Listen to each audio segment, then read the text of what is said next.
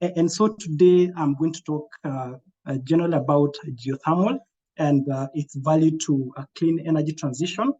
And I'll also be looking at some of the key success factors that have led to the successful deployment of geothermal around the globe.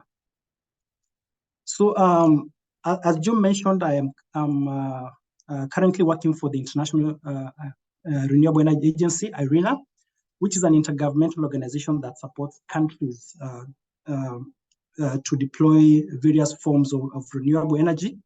And IRENA is supporting countries to develop all forms of renewable energy options, from biomass to hydropower, to ocean energy, to solar, to wind, and of course, geothermal energy. So when it comes to the geothermal energy, so IRENA established a multi-stakeholder platform called the Global Geothermal Alliance. And this alliance is an initiative that was established in order to foster the deployment of geothermal worldwide through supporting dialogue among various stakeholders, promoting cooperation and coordinated action in order to foster the development of geothermal.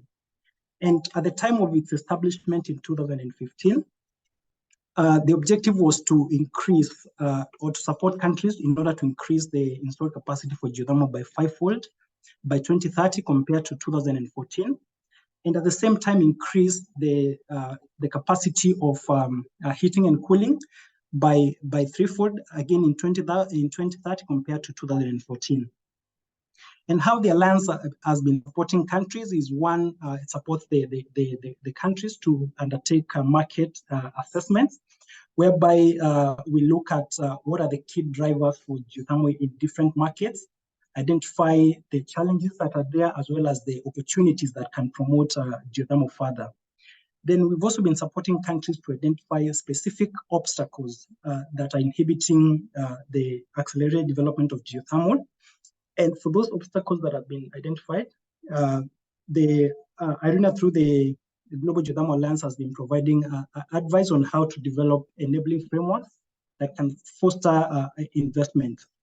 And finally, the Global Geothermal Alliance is also a platform for networking, for outreach, and also for promoting geothermal as a viable option for energy transition. And since the establishment of the Global Geothermal Alliance in 2015, as I said, it's a multi-stakeholder platform. So its membership has really grown. And at the moment, there are 55 countries that are members of the Alliance, as well as 61 institutions that have joined as partners. So I just want to highlight the ones that are highlighted in orange. So these are the ones that have joined the Alliance this year. There are about 11 of them. But I also want to draw your attention to the ones that are highlighted in green. I think this will be relevant for Northern Ireland, because you see one of the member countries of the Alliance is the United Kingdom of Great Britain and Northern Ireland. But then at the same time, there are a number of institutions from the UK that have joined the Global Geothermal Alliance, including the Geoscience Ireland, the Geothermal Association of Ireland, the Geothermal Energy Advancement Association of the UK, as well as Queen's University in Belfast. Now let me go now straight to the main part of the presentation. And I would just like to begin by stating that, as we all know, that geothermal does not exist in a vacuum, but it exists as part of the global energy market. And there are a number of factors that are currently driving the energy market. And one of them is energy transition, where countries are trying to move away from fossil fuels to renewables, and at the same time to enjoy the socio-economic benefits that come with this transition. At the same time, there are a number of climate policies that also are driving the energy sector, where countries are trying to move to energy options that have less emissions. And of course, the renewables fit this profile very well. Then recently, we got into this energy crisis that has been precipitated by the geopolitics around the world and in different parts. And this has particularly affected, I would say, Europe, because of the disruption in the gas supply in that part of the world. And at the same time, countries also trying to diversify their energy mix so that they do not depend on a single source of energy. So, for example, those who have been depending on imported sources of energy like fossil fuels, when they have the disruptions in the global supply chain, then they get hit really hard. And for those that have, for example, been relying heavily on hydropower, then due to the effects of climate change, they realize that one source of energy is not sufficient, and so they need to diversify. And when you look at all these drivers, you see that geothermal fits in very well for those countries that have geothermal resources, in that they can develop their geothermal resources in order for them to be able to address all these key drivers. So at IRENA, where we've been supporting geothermal development, we're also trying to see what role that geothermal is going to have in this transition. And at the same time, we also wanted to see what are some of the key trends that are happening in the geothermal industry that can drive geothermal and move it to the next level so that it can contribute significantly to the transition. And so last year, together with the International Geothermal Association, IRENA, in the framework of the Global Geothermal Alliance, developed a global geothermal market and technology assessment. And this report was really to take stock of the development of geothermal, to identify the key trends that are taking place in more recent years, and trying to make projection how these trends are going to affect geothermal in the coming years. And this report was developed with the support of a number of experts, about 31 experts, mainly drawn from the institutions that I showed in the previous slide, who are members and partners of the Global Geothermal Alliance. So, I mean, this is one of the key benefits of being a member or a partner of the Global Geothermal Alliance, in that we get to be able to participate in contributing to the advancement of geothermal through this kind of knowledge products. And now I'll take us just a step back to look at the status of electricity deployment, particularly from renewable energy sources. And what we see on the graph, in the graph on the left, is that since 2012, we are seeing that renewable energy solutions have consistently outpaced the non-renewable energy sources in terms of the additional new capacity that has been put on the grid every year. And when you look at what happened in 2022, about 295 gigawatts of renewable energy were deployed in that year. And that represented about 83% of the additional capacity that was put on the grid in that particular year. And that means that only about 17% of the new capacity was from non-renewable sources. But then you look at the renewable, the capacity from renewable sources, we see that 90% of that came from wind and solar, which means that only 10% was left for the other 4 renewable energy options. And most of that, of course, was from hydro and from bioenergy. And we see that year only about 181 megawatts of geothermal was deployed. And overall, we see that when you compare the installed capacity for geothermal globally with the other renewables, we see that the geothermal is really a very small percentage, which is less than 1%. Now, let's focus more closely at the geothermal resource and its application for electricity.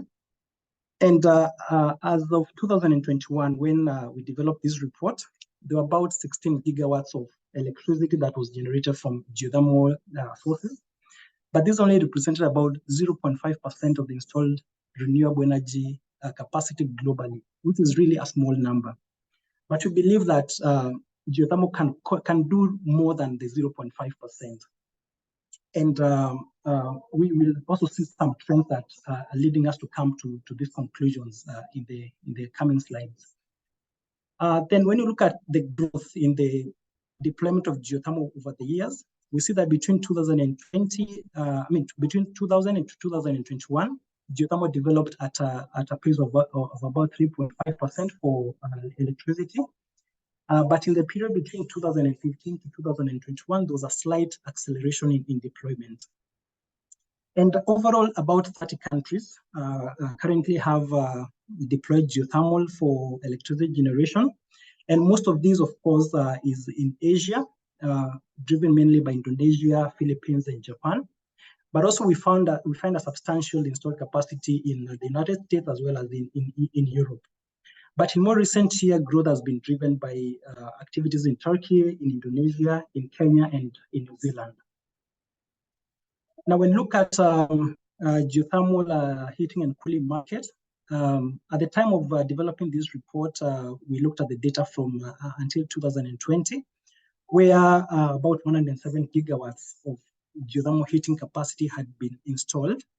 And when you look at this from a global perspective, you see it only represents about 0.3% of the installed heat capacity.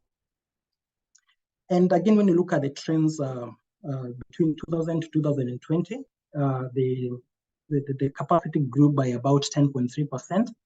But in 2015 to 2020, there was a slight decrease to about 9%. And overall, there are about 90 countries that have installed capacity for geothermal heating and cooling. And again, most of this capacity is in Asia, the United States, and Europe. But when you break down this installed capacity, we realize that the majority of it is in the form of heat pumps, representing about 72%. And then space heating through district heating networks and bathing and swimming each take about 10%. And the rest is mainly for agricultural and industrial applications. So then we ask ourselves, what has been behind this development of geothermal to the level where it's gotten to? And a few things emerged.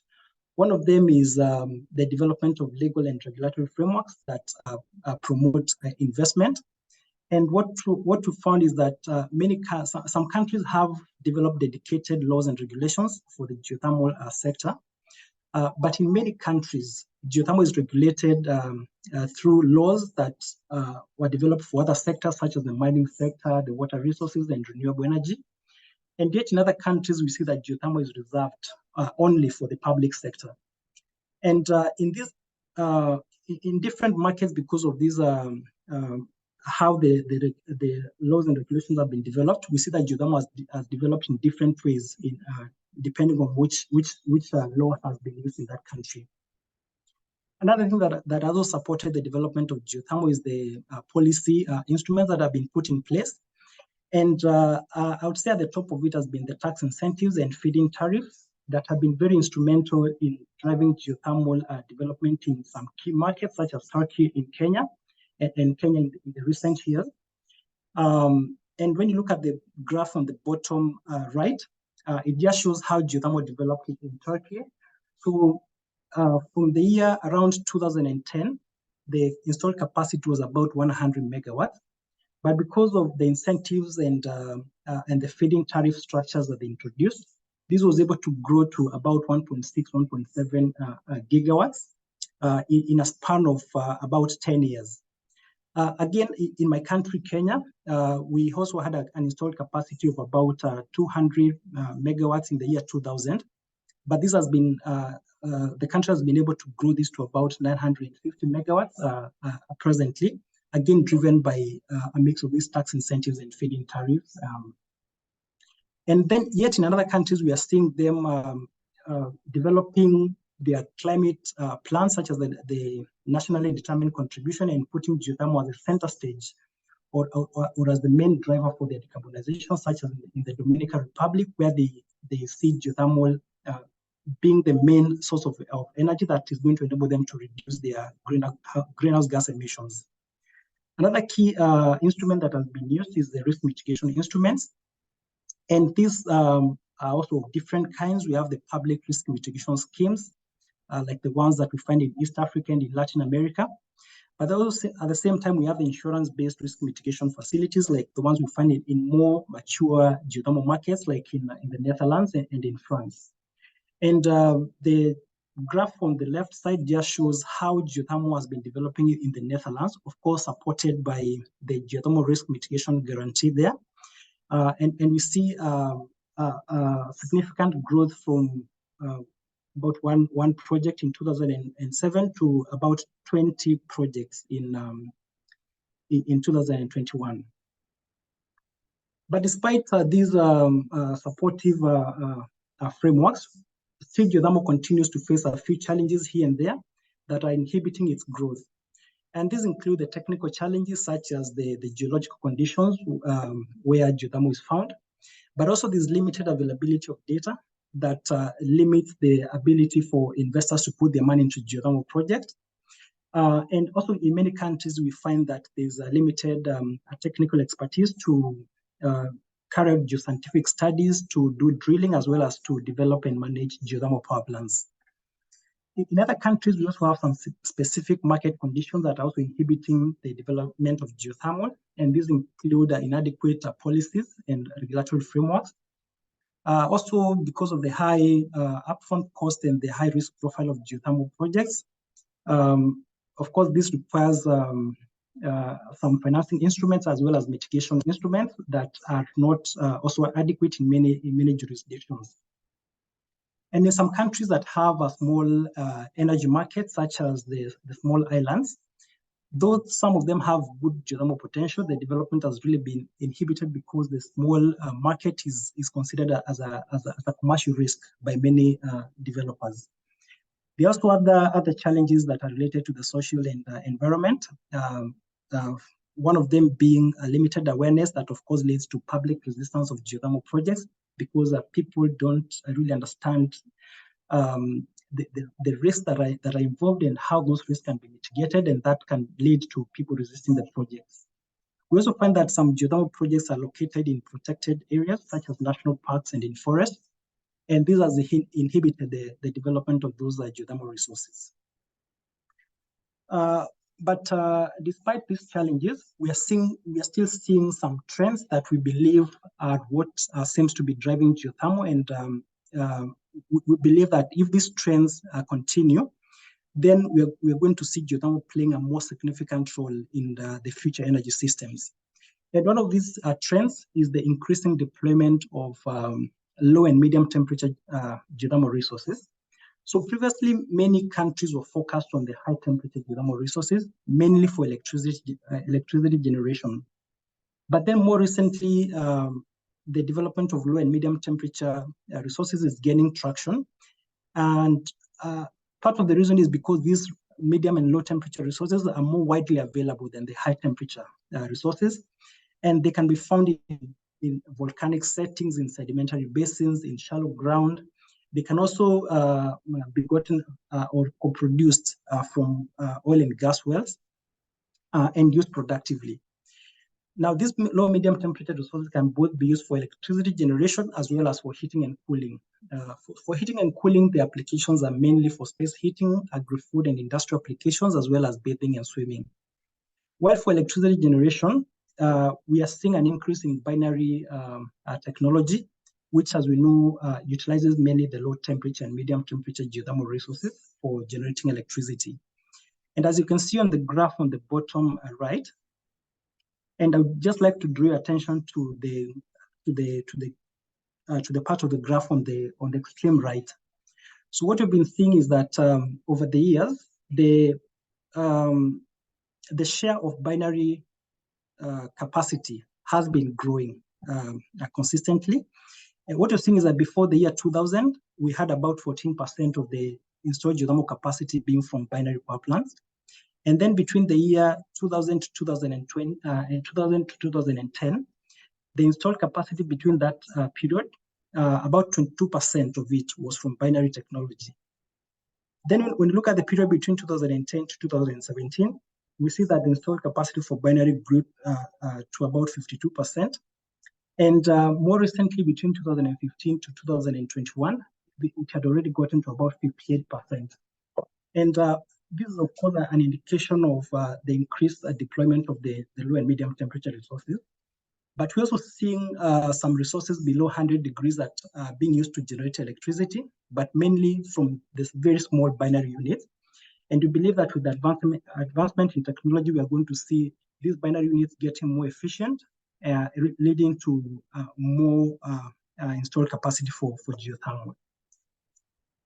Then Again, another thing that I would also like to note is that the low temperature utilization of geothermal leads to a more energy efficient way of utilizing the energy that we get from our geothermal resources.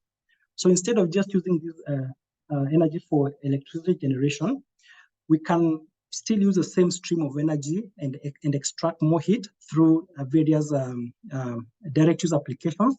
And one of the ways is in the agri-food sector, where we have different agri-food applications that can benefit from the geothermal resources, such as heating of fish ponds, heating of greenhouses, drying of crops, pasteurization of milk, among others. Again, another thing is about using geothermal for heating and cooling. So we saw that heat pumps is one of the most popular ways of utilizing geothermal resources. But when you get to situations like in the city setup, where we have a high concentration of heat demand, then it's always more cost effective to consider using district heating systems, where we're able to connect different types of buildings in the city to a heating network that then can be powered using geothermal energy. But also,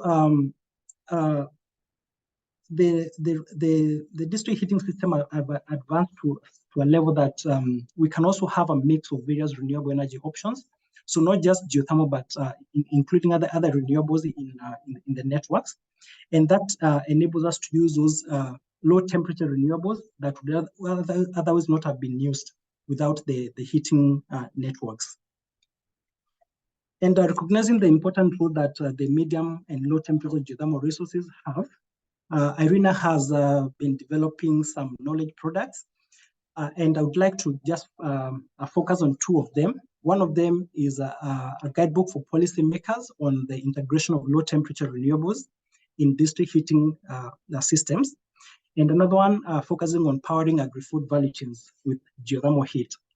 So these guidebooks, they basically do an assessment of various case studies from around the world that have been using geothermal either for district heating or for the agri-food applications.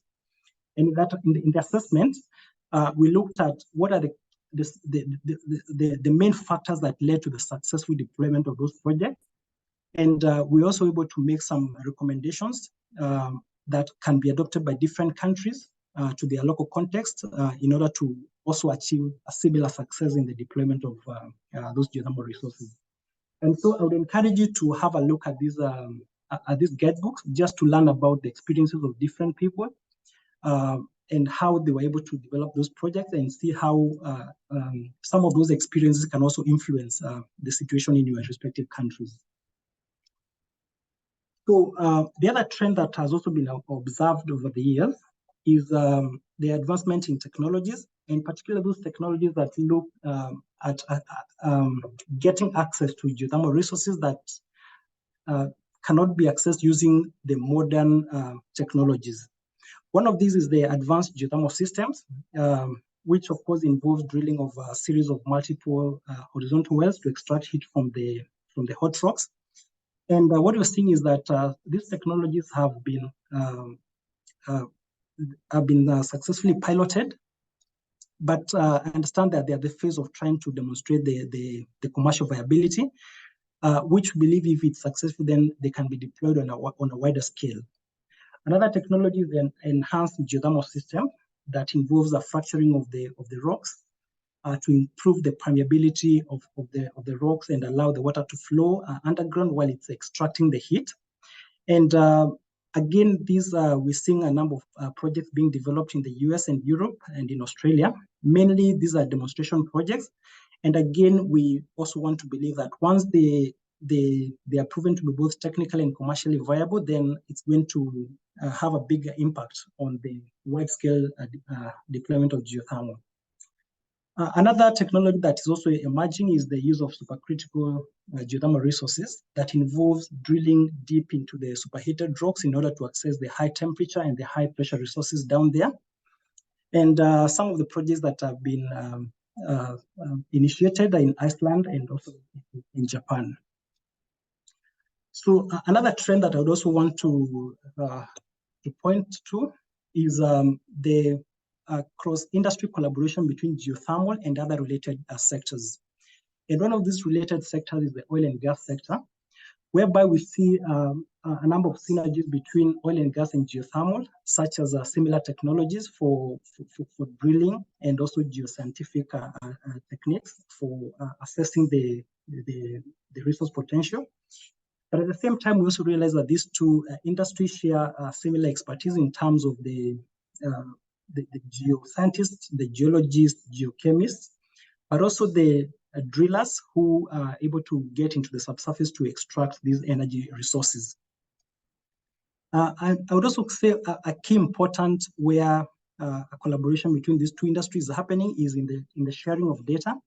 Because what we see is that those countries that have a long history of developing oil and gas, they have a lot of data on the subsurface.